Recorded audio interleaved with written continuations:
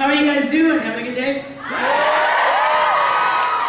Have you been raping the dealer's room? Yeah, we haven't gotten a chance to do that yet. I got money burning a hole in my pocket right now. I'll start relaxing and stuff. Good. Okay, let me talk to you guys for a minute and tell you what's about to happen. Oh, by the way, do we have control of the lights? Yes, I want to be able to kill the house lights so we can see the screen better. You guys, let me tell you a little story and set this up, because this is very special. Very, very shortly after starting to record Full Metal Alchemist, I started falling in love with that show myself. And I was at a convention in Columbus, Ohio, and we were still recording the show. I mean, it was very new, very fresh. And someone came up to me, dressed as Ed, and they said, "Could I take a picture of you wearing my coat, my red coat?" I'm like, yeah.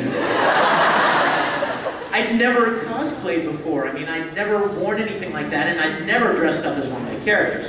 So I put this red coat on, and the next thing you know, you'd have thought, like, you know, Brad and Angelina came in, like, flashes going on like crazy, and I was like, you know, having a seizure, you know.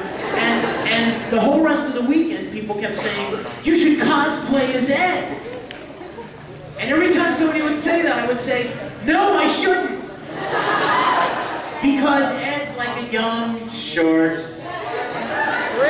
teenage boy. Exactly, and I am certainly not. So that's cool, that's perfect. You know what, leave it just like that.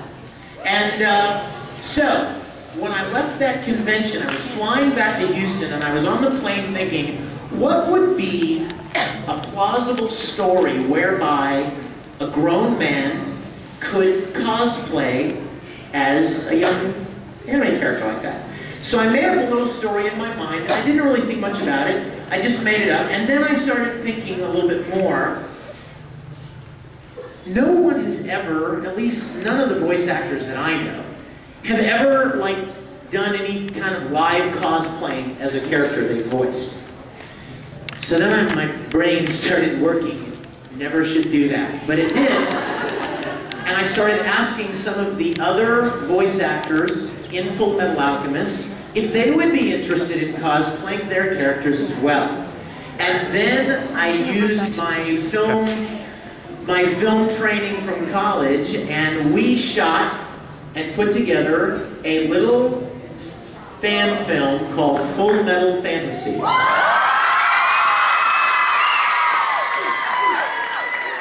guys, it was so much fun.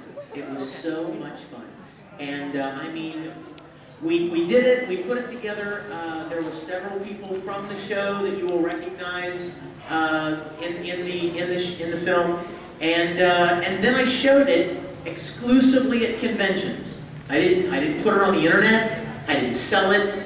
I wouldn't be allowed to anyway because it's a licensed property.